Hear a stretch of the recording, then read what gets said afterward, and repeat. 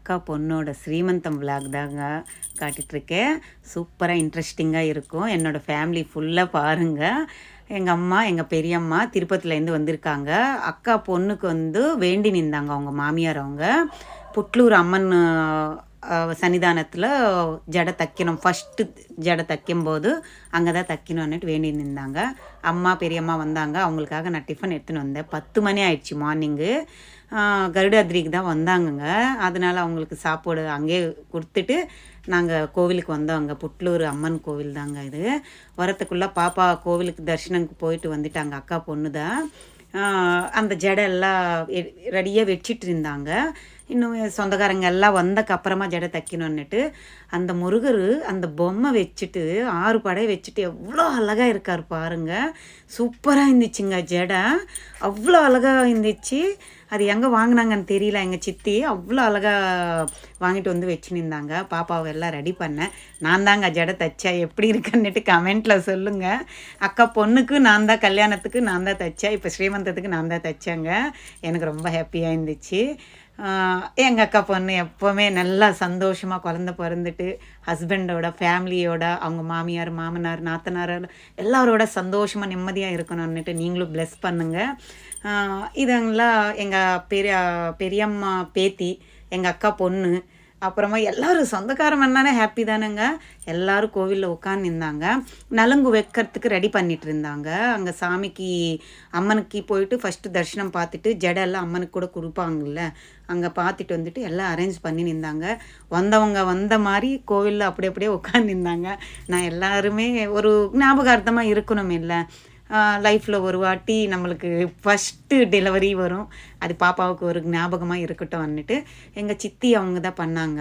ஸ்ரீமந்தமும் நல்லா சூப்பராக அரேஞ்ச் பண்ணாங்கங்க. எல்லாமே எப்படி அம்மா வீட்டு சேதனம் எப்படி பண்ணுவாங்க அதே மாதிரி அவங்க மாமியார் அவங்க கூட எங்கள் செமையாக ஸ்ரீமந்தம் பண்ணாங்க. எனக்கு ரொம்ப ஹாப்பியாக இருந்துச்சு. அவ்வளோ சந்தோஷமான ஒரு மூமெண்ட் தாங்க அது. பாப்பாவை மாப்பிள்ளையும் 2 பேரும் நிற்க வச்சுட்டு கொஞ்சம் ஃபோட்டோ மாதிரி எடுத்தவங்க. இவங்க தங்கச்சி பையங்க. எவ்வளோ நீளமாக இருக்கடான்னுட்டு நான் ரொம்ப நாள் ஆயிடுச்சு பையனை பார்த்து. சரி அன்னுட்டு அவனோட கொஞ்ச நேரம் பேசிகிட்டு இருந்தேன். அப்புறமா எங்கள் பெரியம்மா பொண்ணுங்க இவங்களும் திருப்பதிலேருந்து தான் வந்து நின்றாங்கங்க. எங்கள் தாய் மாமா ஒய்ஃப் தான் அங்கே உட்காந்துருக்காங்க. அப்புறமா நான் காலையில் எல்லாமே செஞ்சு வச்சுட்டு தாங்க வந்தேன். உங்களுக்கு எல்லா விலாகிலும் நான் காட்டியிருப்பேன். எப்போவுமே நான் எங்கே கிளம்புனாலும் வீட்டில் ஃபஸ்ட்டு ஹஸ்பண்டுக்கு பசங்களுக்கு செஞ்சு வச்சுட்டு தான் நான் கிளம்புவேன். அது உங்களுக்கு எல்லாருக்கும் தெரியும்னு நினைக்கிறேன். அம்மா பெரியம்மா சாப்பிடாம வரேன்னு சொல்லி நின்றாங்க. ஸோ அவங்களுக்காக இட்லி ஒரு இது ஊற்றி வச்சுட்டேன். ஒரு 24 இட்லி வரும் இல்லை பசங்களுக்கு அம்மாவுக்கு எல்லாருக்கும் கரெக்டாக இருக்கும்னுட்டு. அப்புறமா இட்லி எல்லாம் எடுத்துகிட்டு குருமா பட்டாணி ப்ளஸ் உருளைக்கிழங்கு போட்டு குருமா மாதிரி பண்ணேன்.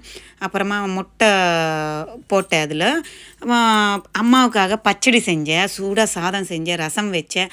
எல்லாமே செஞ்சு வச்சுட்டு தான் அதையும் கொஞ்சோண்டு அம்மாவுக்கு எடுத்துகிட்டு வந்தேன். நான் சாப்பிடாம வந்துட்டேன்னுட்டு எங்கள் அம்மா அவங்களுக்கு எடுத்துன்னு வந்த சாதத்தை நீ சாப்பிடுமான்னுட்டு எனக்கு ஊட்டிகிட்டு இருந்தாங்க. அங்கே இட்லி தான் சாப்பிட்டாங்க இறங்க உடனே. சாதம் எல்லாம் கூட எடுத்துகிட்டு வந்தேன்ல அது சாப்பிட்டு எனக்கு ஊட்டிகிட்டு இருந்தாங்க. இந்த அக்கா பேத்தி தான் இதுதான் அன்றைக்கி நீங்கள் எல்லோரும் கமெண்ட்டில் கேட்டு நின்றாங்க, யார் அந்த குழந்தை அவங்க அப்பா பாக்ஸிங் கற்று கொடுத்துட்டு இருந்தாங்கன்னுட்டு. இவங்க எங்கள் அக்கா பொண்ணு, அவங்க பேத்தி நல்லா சுட்டி பண்ணும். அப்படியே என்ன சொல்லணும் தெரியுமா, தగ్గேதில்லை. புஷ்பா டைலாக் எல்லாம் சொல்லும். க்யூட்டான பொண்ணு தான் அது. அப்புறமா ஸ்ரீமந்தம் ஸ்டார்ட் பண்ணிட்டாங்கங்க. நலுங்கு வைக்கிறதுக்கு நல்ல நேரம் பார்த்து நலுங்கு வைக்கிறதுக்கு எல்லா தட்டை எல்லாம் முன்னால் வச்சுட்டு எல்லாமே நலுங்கெல்லாம் வச்சு நின்றாங்க. வளையல் நிறையா வளையல் வாங்கி நின்றாங்கங்க. நம்மளுக்கு புட்லூர் அண்ணாலே ரொம்ப ஸ்பெஷல் இல்லை வளையலுக்கு. இவங்க எங்கள் அம்மாவோட 2வது அக்கா, அவங்களும் நலுங்கு வச்சுட்டு இருந்தாங்க. வளையல் நல்லா இருந்துச்சுங்க. சூப்பராக எங்கே வாங்கிட்டு வந்தாங்கன்னு தெரியல எங்கள் சித்தி. நல்லா இருந்துச்சு வளையல். அப்புறமா கிஃப்ட்டு மாதிரி கேரி பாக்ஸு அதுக்குள்ளே ஸ்வீட்டு எல்லாம் போட்டு நல்லா சூப்பராக பண்ணாங்கங்க. எனக்கு ரொம்ப ஹாப்பியாக இருந்துச்சு. அப்புறம் அவங்க சைடு வருவாங்கல்ல எங்கள் சித்தி, அவங்க சொந்தக்காரங்கள்லாம் இருப்பாங்கல்ல, அவங்க எல்லோரும் கூட வந்து நின்றாங்கங்க. எப்படி ஒரு 50 பேருக்கு வந்து நின்றாங்க. ஃபுட்டெல்லாம் அங்கேவே எங்கள் மாப்பிள்ளை ரெடி பண்ணி வச்சுட்டாரு. மாப்பிள்ளைனையும் சொல்லலாம், தம்பியனையும் சொல்லலாம். ஏன்னா எங்கள் சித்தி பையன் தான் எங்கள் அக்கா பொண்ணுக்கு கல்யாணம் பண்ணி கொடுத்துருக்கோம். ஸோ எங்கள் தம்பி தான் அவர். நலுங்கெல்லாம் வச்சுட்டு இருந்தாங்க. எங்கள் அம்மா பாப்பாவுக்கு பேக் சைடு ஒரு பாட்டி இருக்காங்க பாருங்கள், ப்ளூ சாரீ கட்டிட்டு. யாருன்னே தெரியலங்க இந்த பாட்டி. நான் வந்து புட்லூர் அம்மன் தான் நினச்சாங்க. அவங்களா வராங்க, அவங்களா நிற்கிறாங்க, அவங்களா நலுங்கு வைக்கிறாங்க. அவங்களாவே அந்த சாப்பாடு யாரும் ஃபஸ்ட்டு ஊட்டலை. அவங்களுக்கு பொண்ணுக்கு 5 ரகம் சாப்பாடு செஞ்சு எடுத்துகிட்டு வருவாங்க இல்லை ஸ்ரீமந்தத்தில், யாருக்கும் ஊட்டலை. அவங்க தான் ஊட்டி வச்சாங்க ஃபஸ்ட்டு. அவங்க பார்த்துட்டு தான் எல்லோரும் ஊட்டிகிட்டு இருந்தாங்க. அப்புறமா என் தங்கச்சி நலுங்கு வச்சாங்க. அப்புறமா நானும் நலுங்கு வச்சேன். எங்களுக்கு எல்லாருக்கும் செல்ல பொண்ணு தாங்க. எங்கள் வீட்டில் ஃபஸ்ட்டு குழந்த. ஸோ எல்லோரும் செல்லமாக வளர்த்திருக்கோம் எங்கள் அக்கா பொண்ணு. மாப்பிள்ளை கூட சூப்பர் தான். எனக்கு தெரிஞ்ச என் தம்பி கூட நல்லா டைப் தாங்க. ரொம்ப அன்பாக பாசமாக தான் இருப்பார். 2 பேருமே நல்லா ப்ளஸ் பண்ணுங்க. ஹாப்பியாக நிம்மதியாக குழந்தையோட நிம்மதியாக சந்தோஷமாக இருக்கணும்னுட்டு அப்புறம் நானும் நலுங்கு வச்சுட்டேங்க. எல்லோரும் ஒரு 1 பை 1 அங்கே இருக்கிறவங்களுக்கு எல்லோரும் நலுங்கு வச்சாங்க. இங்கே புட்லூர் அம்மன் வந்து ரொம்ப சத்தியமான அம்மன்னு சொல்கிறாங்க. நிறைய பேர் பாப்பாவுக்கு ஸ்ரீமந்தம் நடக்குது. ஒரு சைடு அடி பிரதர்ஷனம் பண்ணுறாங்க, அங்கே பிரதர்ஷனம் பண்ணுறாங்க. குழந்தைக்காக எப்படி ஏங்குறாங்கங்க அம்மா அப்பாங்க. ரொம்ப கஷ்டமாக இருந்துச்சு. அங்கே ஊஞ்சல் கட்டுறது, அந்த மரத்தில் அம்மனை பார்த்துட்டு அம்மனுக்கு ஜடை எடுத்துகிட்டு போகிறாங்க, ஏதேதோ செய்கிறாங்கங்க. அங்கே அம்மனோட மகிமை இருக்குது. அதனால தான் எல்லோரும் வராங்க, செய்கிறாங்க. ரொம்ப சத்தியமான அம்மனுங்க. நீங்களும் வேண்டிக்கோங்க, உங்களுக்கு நல்லதாக எந்த ஒரு ப்ராப்ளம் இல்லாமல் நல்லதே நடக்குங்க. அப்புறம் நலுங்கெல்லாம் வச்சுட்டு இருந்தாங்க.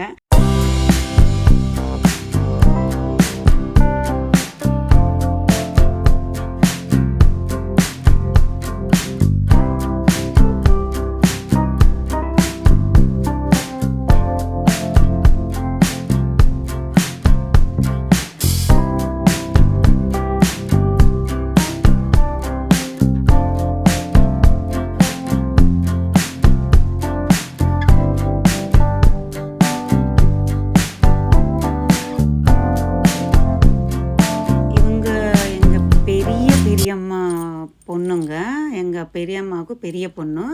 இவங்களும் திருப்பதியிலேருந்து தான் வந்து நின்றாங்க. இவங்களும் நலுங்கு வச்சிட்டு இருந்தாங்க. அப்புறம் இவங்க வந்து கடைசி பொண்ணு. எங்கள் பெரியம்மாவுக்கு 5 பொண்ணுங்க. அவங்க ஃபஸ்ட்டு பொண்ணு, இவங்க லாஸ்ட்டு பொண்ணு. இவங்க திருப்பதியிலேருந்து தான் வந்து நின்றாங்க. இவங்களும் நலுங்கு வச்சிட்டு இருந்தாங்க. எல்லோரும் சொந்தக்காரங்க தாங்க. எல்லோரும் அப்படி பொண்ணு சைடும் சொந்தம், இப்படி மாப்பிள்ளை சைடும் சொந்தம். எல்லோரும் வந்துட்டு இருந்தாங்க. இவங்க அதை நான் சொல்லியிருக்கேன் இல்லைங்க, இந்த பாட்டி தான் யாருன்னு தெரியல. எனக்கு என்னவோ அம்மன் மாதிரி இவங்க ஃபஸ்ட்டு ஊட்டி விட்டதுக்கப்புறமா தான் எல்லாரையும் ஊட்டி விடுறாங்க. அங்கேயே ஏதோ சுற்றிட்டே இருந்தாங்கங்க இந்த பாட்டி. எனக்கு தெரிஞ்சவருக்கு இது மாதிரி தானாக அவங்களா வந்து ஸ்ரீமந்தத்தில் கலந்துக்கிட்டு அது மாதிரி ஆசீர்வாதம் பண்ணவங்களுக்கு நல்லதாக நீங்களும் ஏதோ உங்களால் முடிஞ்சது செஞ்சு அனுப்புங்க. அவங்கள கத்துறது, அடுத்துறது அது மாதிரி எல்லாம் ரஃப்பாக ட்ரீட் பண்ணாதீங்க. ஏன்னா ஒருவேளை அவங்களோட கடவுள் வந்திருக்கலாம் இல்லை. ஸோ அதனால சொல்கிறேன். இவங்க வந்து எங்கள் பெரியம்மாவோட 2வது பொண்ணு. இவங்க வந்து ப்ளூ சாரீ இதை இப்போ நலுங்கு வைக்கிறாங்கல்ல, இவங்க 4வது பொண்ணு. வந்து எல்லோரும் திருப்பதிலேருந்து தான் வந்தாங்க. ரொம்ப அலைச்சல், பாவம் கஷ்டப்பட்டுட்டு தான் வந்தாங்க. இவங்க எங்கள் பெரியம்மா எங்கேயுமே வரமாட்டாங்க. இவங்களும் வந்திருக்காங்க. இவங்க வந்து எங்கள் சித்திக்கு சொந்தக்காரங்க. இவங்களும் வந்து நலுங்கு வச்சிட்டு இருந்தாங்க.